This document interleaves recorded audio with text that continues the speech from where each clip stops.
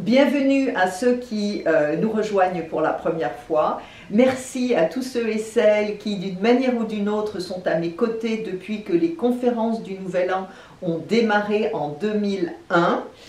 Je me propose cette fois-ci de faire un petit récapitulatif de l'essence des 4 années précédentes parce qu'elles ont pavé la voie à ce que nous vivons à l'heure actuelle et parce que je souhaite donner de la perspective sur ce que nous allons être appelés à rencontrer dans les mois qui viennent.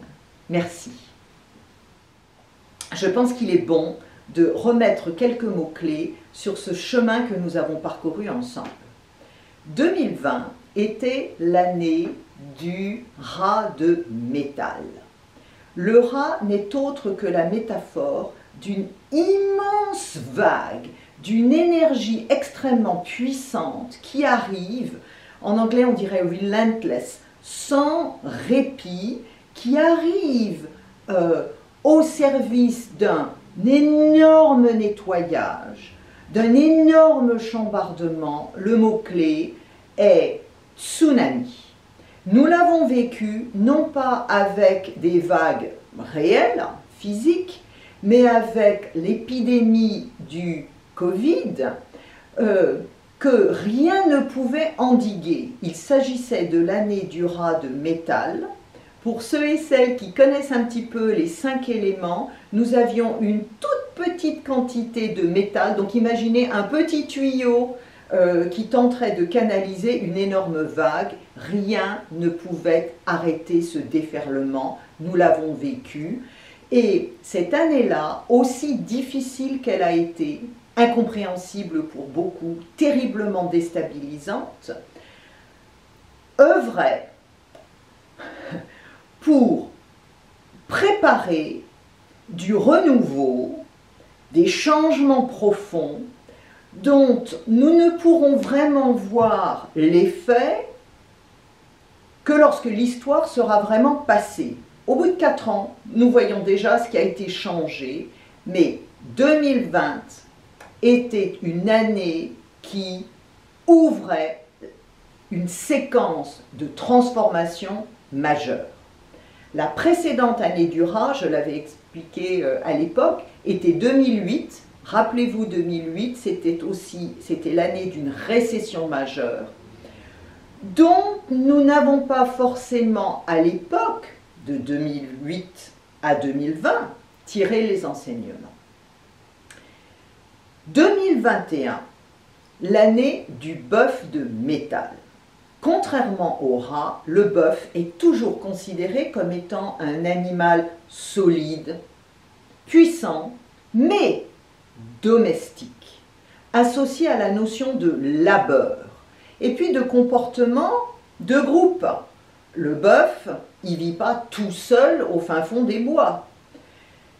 2021 apportait un courant, alors on pourrait dire le contraire, hein, mais un courant d'inertie, apportait une énergie beaucoup plus statique, beaucoup plus liée à de l'inertie, du cadrage. En 2021, il n'a pas été étonnant que nous ne puissions pas bouger comme avant, que nous nous retrouvions même parqués, alors parqués dans nos appartements avec le confinement, mais en tout cas empêchés de vaquer, de bouger, comme nous en avions eu l'habitude pendant très longtemps avant le choc de 2020. On pourrait dire que l'année 2021 favorisait effectivement des politiques sociales, des décisions sanitaires qui étaient sans critique au service de comportements de masse. Tous ensemble, à la même échelle. En 2022 est arrivée l'année du tigre d'eau. Moi qui n'aime pas être très littéral, hein, parce que la complexité de la pensée chinoise est en fait telle que de réduire la qualité d'une année à une caractéristique de l'animal du zodiaque chinois, ça me paraît toujours restrictif et léger. Mais avec le recul, imaginez de passer de la métaphore du bœuf à celle du tigre en 2022, nous avions une idée du changement dans l'air. Premièrement, le tigre n'a rien de domestique. Animal sauvage, animal puissant lui aussi, mais animal qui va résister ou tenter d'échapper à ce qui serait de l'enfermement, de la domestication, sauf à ce qu'on arrive à le mettre en cage. Et ce n'est pas pour ça qu'on va le domestiquer. En 2022, arrivait un appel de phare,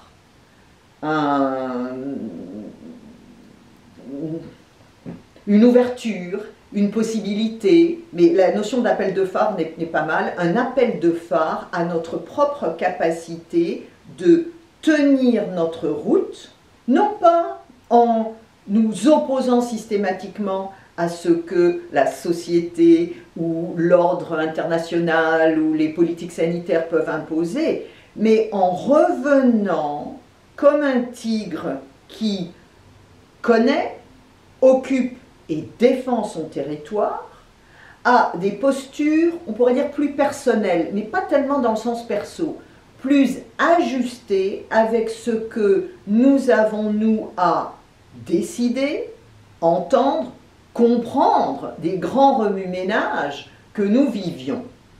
Et il y a eu en 2022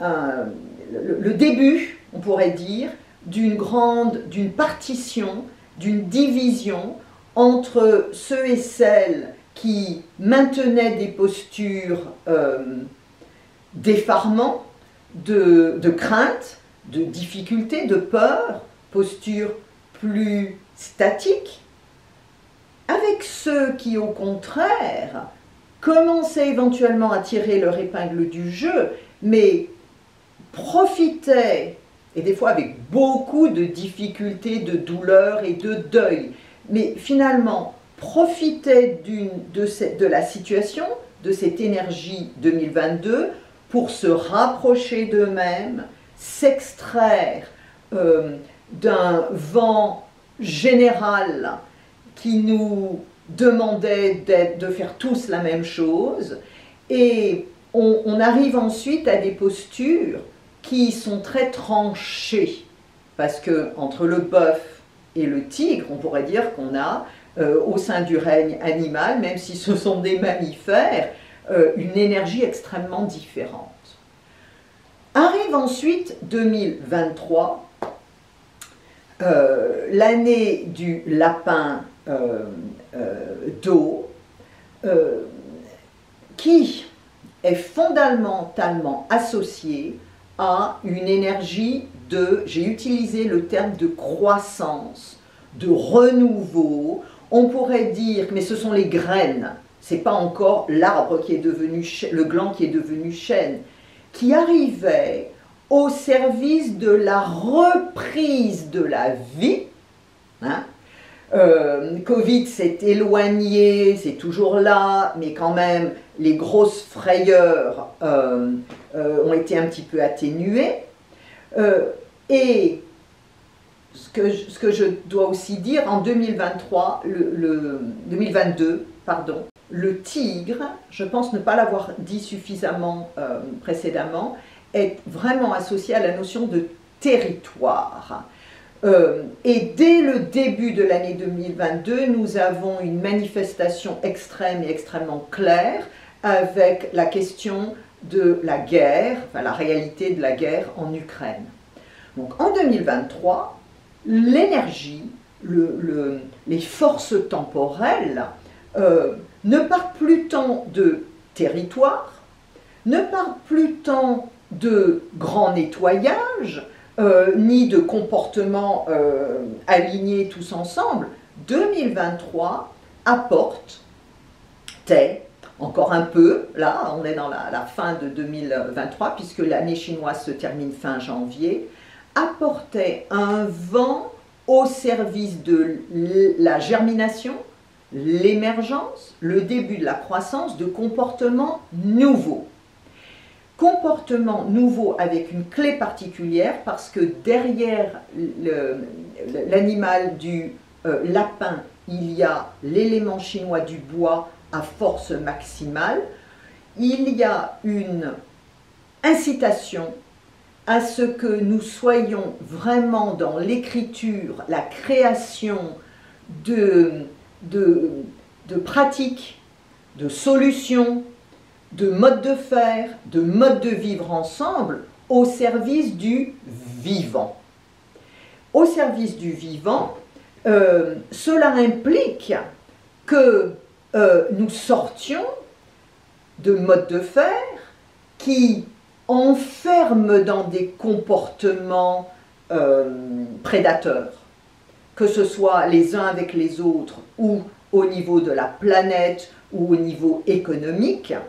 Et ce changement de paradigme dont les graines sont dans 2023, ne pouvait pas arriver si nous n'avions pas eu les grands chambardements précédents.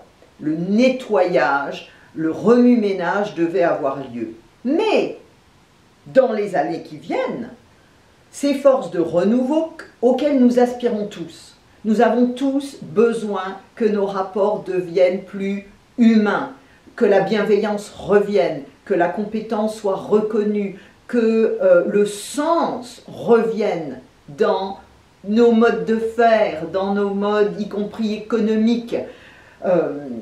Eh bien, cela ne peut se faire que si nous avons individuellement et puis collectivement le courage de revenir à des forces collaboratives en sortant de ce qui nous étrangle à l'heure actuelle. Ce sont des forces de division, ce sont des forces où le gain ne peut se faire que parce que le partenaire ou l'autre perd.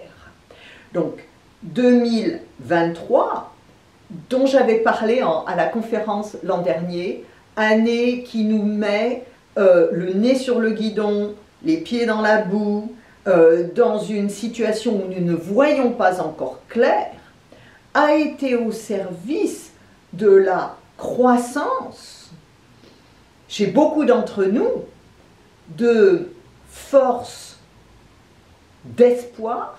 Alors ça a été très chahuté en octobre, qui était le mois le plus dangereux de l'année 2023, mais de force de création, de collaboration au service d'un renouveau qui, à l'heure actuelle, tarde à se voir, mais que nous appelons tous. Voilà le rappel. Et je suis maintenant accompagnée d'un animal qui m'a rejointe, confirmant qu'il est temps que je m'arrête. Ce rappel a pour objectif de nous faire entendre, non pas que la vie est déjà écrite, mais que de nous connecter aux forces plus grandes que nous, en sortant parfois d'une lecture très individuelle où nous avons le sentiment, nous sommes humains, que quand ça n'avance pas, c'est notre faute. Ou l'autre extrême, que c'est de la faute de quelqu'un d'autre ou de je ne sais quelle institution. Ces postures binaires deviennent obsolètes dans les années qui viennent. Nous allons avoir besoin de trouver le troisième terme. Et ce défi est à relever, en particulier avec l'année 2024, l'année du dragon qui arrive, de l'année du dragon de bois. Donc rendez-vous le 11 février prochain sur YouTube. La conférence sera gratuite, accessible à tout le monde, pour envisager comment nous pouvons collaborer avec des forces plus grandes que nous au service d'une humanité qui enfin retrouve son chemin d'éveil. Pensez à vous abonner, pensez à partager. Je me réjouis de vous retrouver bientôt.